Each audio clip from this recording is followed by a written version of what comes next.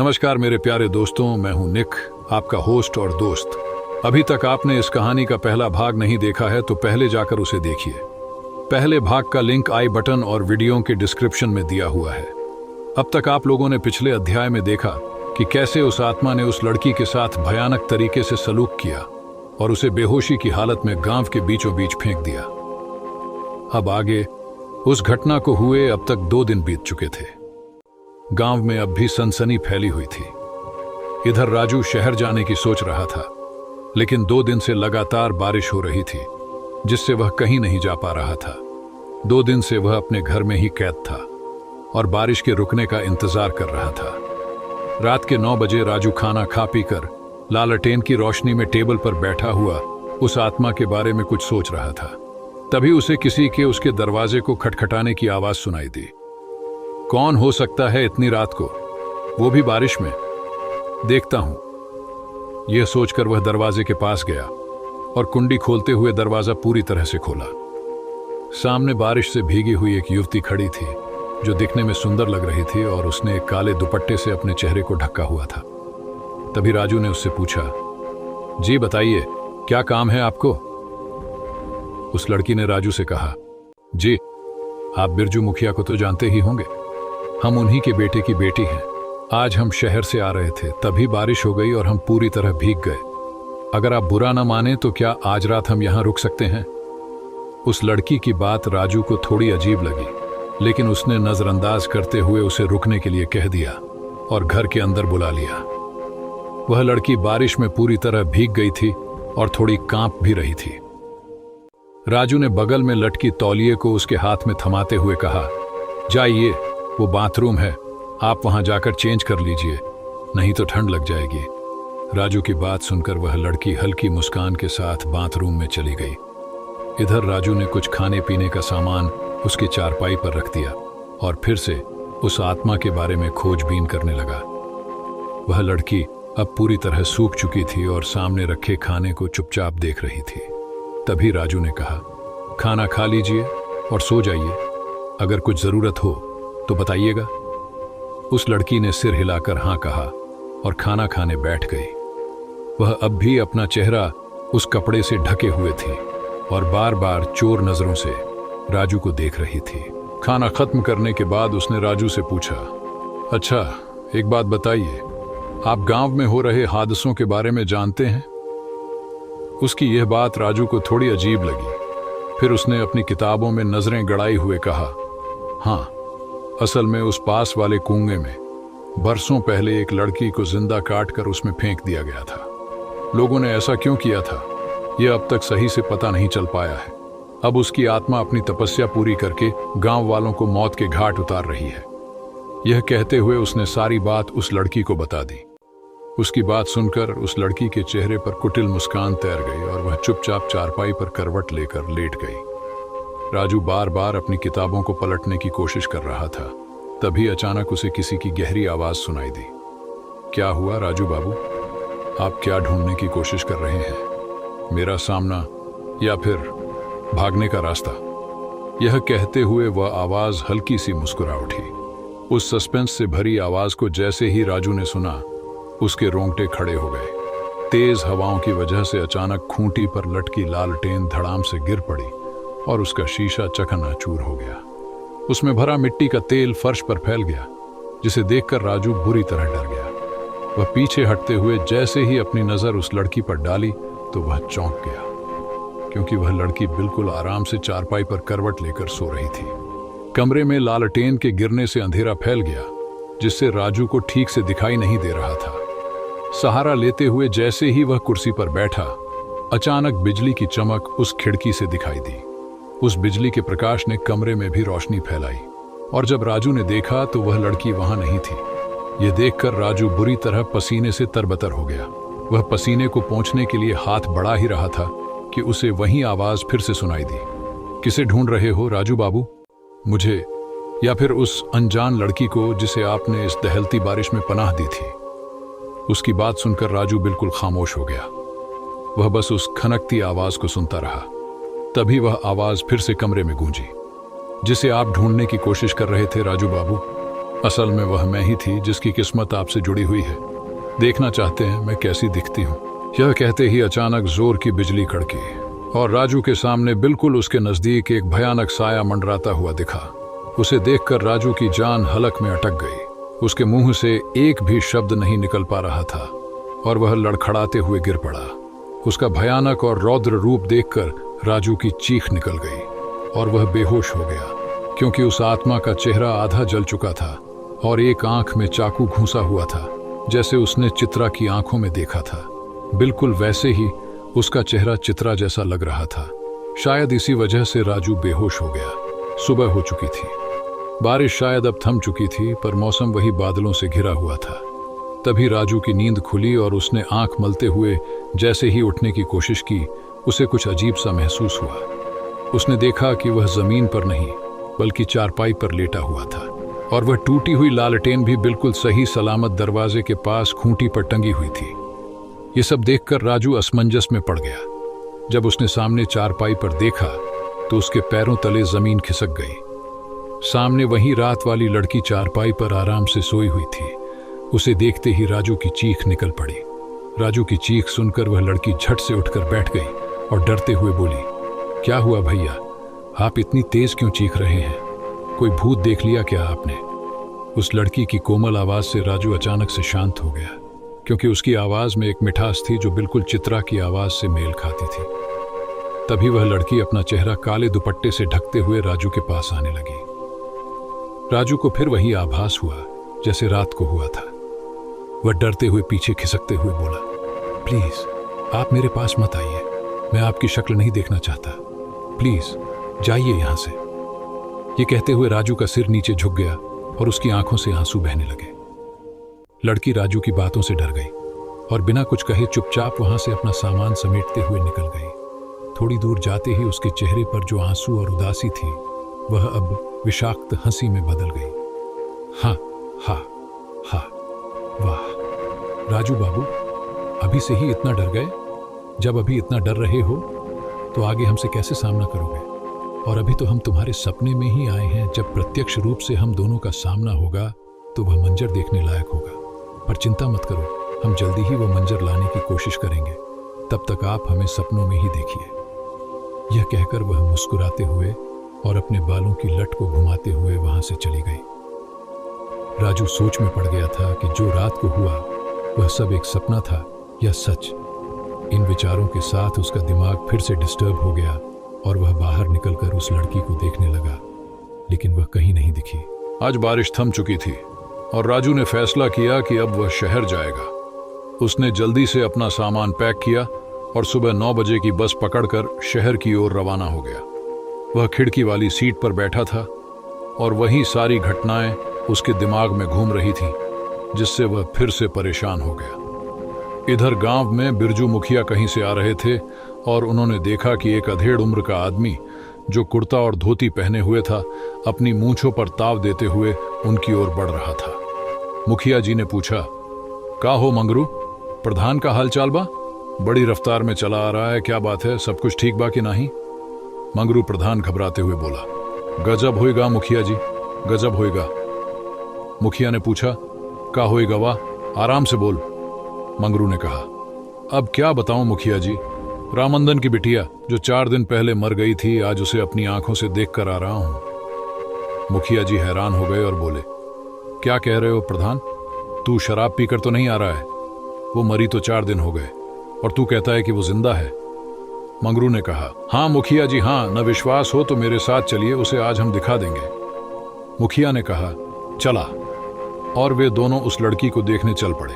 इधर राजू शहर पहुंच चुका था और एक सुनसान जंगल के रास्ते पर अकेला पैदल चल रहा था। वह कहां जा रहा था यह केवल उसे ही मालूम था।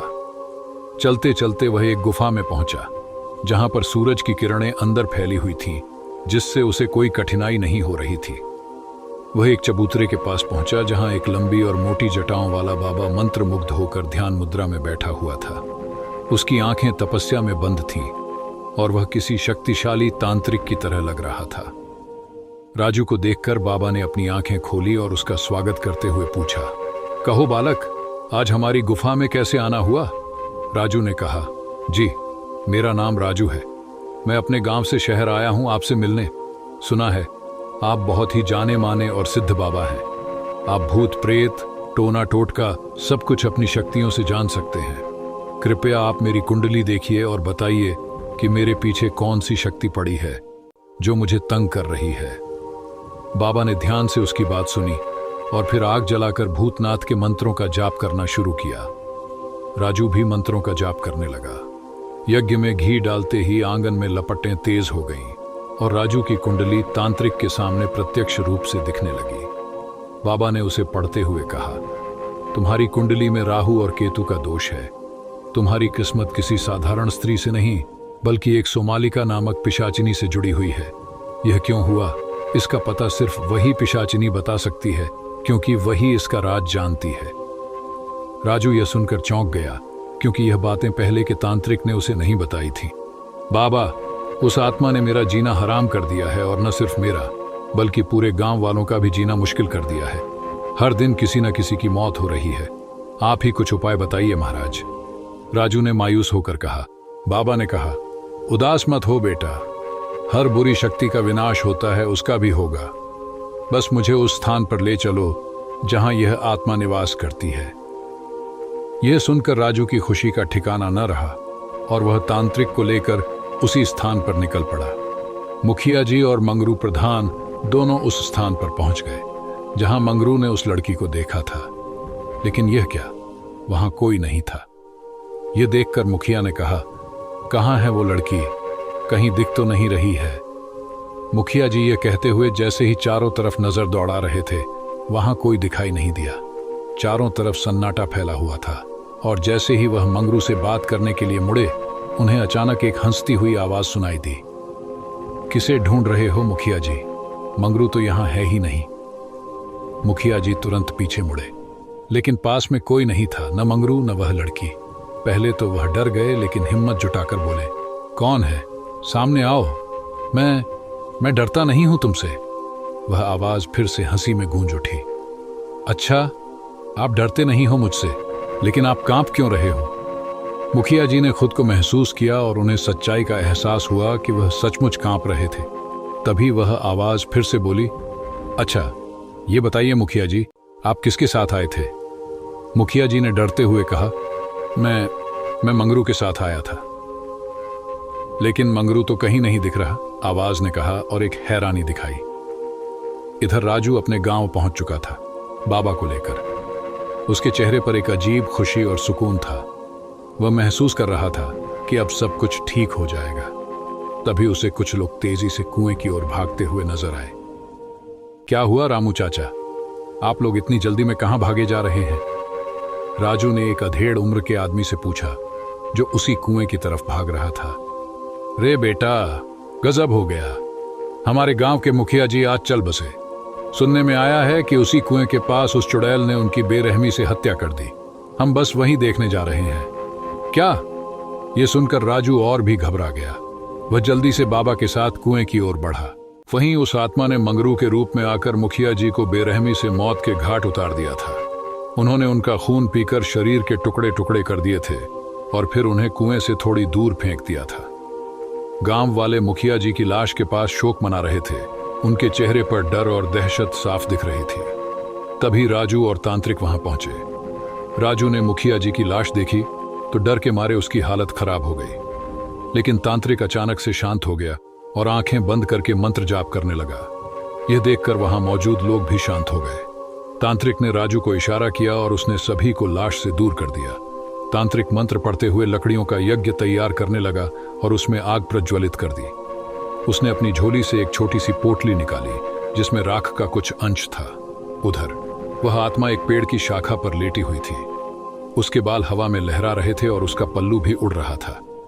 तभी उसे अपने शरीर में अचानक जलन महसूस होने लगी और धीरे धीरे वह जलन बढ़ने लगी। यह महसूस करते हुए वह गहरी आवाज में बोली, आह आह, ये जलन अचानक क्यों हो रही है? ये क्या हो रहा है मुझे? किसकी हिम्मत है जिसने मेरी शक्तियों को जलाने की कोशिश की है? आह, मैं तुम्हें छोड़ूंगी नहीं। वह आत्मा छटपटाते हुए इधर उधर दौड़ने लगी, लेकिन उसे ऐसा महसूस हो रहा था कि वह कहीं खींची चली जा रही है। वह अपनी जगह रुकने की कोशिश करती, लेकिन बार बार असफल हो जाती थी। तांत्रिक के मंत्रों में इतनी शक्ति थी कि आत्मा की शक्तियां धीरे धीरे खत्म हो रही थीं। राजू भी यज्ञ के सामने बैठा हुआ था और जैसे जैसे तांत्रिक उसे आहुति देने के लिए कहता, वह वैसा ही कर रहा था। उधर आत्मा का हाल और भी बुरा हो गया। उसकी आंखें गुस्से से लाल हो गईं और उसके बाल हवा में तेजी से लहराने लगे। उसके गुस्से के कारण एक तूफान फिर से खड़ा हो गया, जैसा उसने पहले किया था। तांत्रिक ने फिर से मंत्रों की आहुति दी और आत्मा को एक बंधन से बांध दिया। और फिर तांत्रिक ने उस आत्मा ने पूछा कि तुम क्यों गांव वालों को परेशान कर रही हो। तब आत्मा ने रोते हुए अपनी दुख भरी कहानी सबको बताई कि मेरा नाम राधा है और मैं इसी गांव में अपने परिवार के साथ रहती थी। एक बार गांव में एक तांत्रिक आया, उसके चमत्कारों से सभी गांव वाले मोहित हो गए थे, मगर वो तांत्रिक बहुत ही धूर्त था। उसकी गंदी नजरें मेरी सुंदरता पर थी। उसने मुझे अपने साथ चलने के लिए कई बार कहा, मगर मेरे लाख मना करने के बाद उसने एक गंदी चाल चली और गांव वालों को बहका दिया कि मेरे अंदर एक चुड़ैल का वास है जो पूरे गांव का सर्वनाश कर देगी। इसलिए उसने गांव वालों को अपने साथ मिलाकर मेरी हत्या करके मुझे इस कुएं में फेंक दिया। मेरी आत्मा को शांति नहीं मिली क्योंकि वह तांत्रिक अब भी जिंदा था। इसलिए मैंने कठोर तपस्या करके शक्तियां प्राप्त की और उस तांत्रिक को मार दिया। और ये मुखिया भी उसके साथ मिला हुआ था, इसलिए उसको भी मार दिया। यह कहते हुए उसकी आवाज और गुस्सा धीरे धीरे शांत होने लगे। उसकी आंखें अब लाल नहीं बल्कि शांत हो गई थीं। जैसे ही तांत्रिक ने आखिरी मंत्र जाप किया, आत्मा के शरीर से एक तेज प्रकाश निकला और वह धीरे धीरे हवामंठ उड़ने लगी। वह अब पूरी तरह से शांत थी और उसका चेहरा अब दुख और दर्द से मुक्त हो गया था। आत्मा ने राजू की तरफ देखा और उसके चेहरे पर एक हल्की मुस्कान आ गई। धन्यवाद राजू बाबू, युवा ने उसने धीमे से कहा। आपने मुझे मेरी मुक्ति दिलवाई, अब मुझे शांति मिल गई है। राजू की आंखों में आंसू थे, लेकिन वह खुश था कि आत्मा को मुक्ति मिल गई।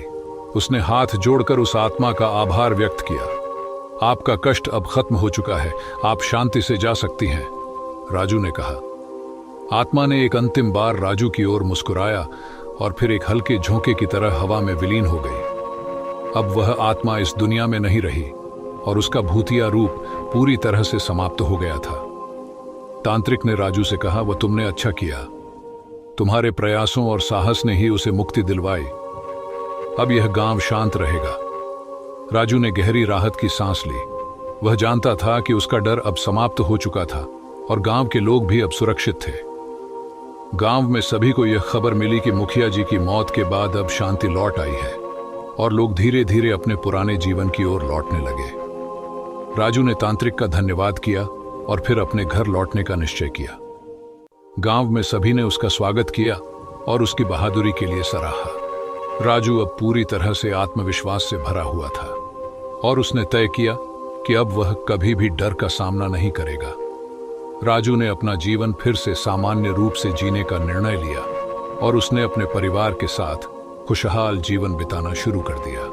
उसका डर अब हमेशा के लिए खत्म हो चुका था और अब उसे कोई भी भूत प्रेत या डरावनी ताकतें परेशान नहीं करती थी। उसकी दुनिया अब शांति से भरी हुई थी। दोस्तों, कैसी लगी आपको आज की कहानी? इस कहानी को लेकर आपके क्या विचार है, हमें कमेंट में बताएं। और ऐसी ही रोमांचक डरावनी कहानियां लगातार सुनने के लिए चैनल को सब्सक्राइब करना ना भूलें। मिलते हैं एक नई डरावनी कहानी के साथ कल। तब तक के लिए अलविदा दोस्तों।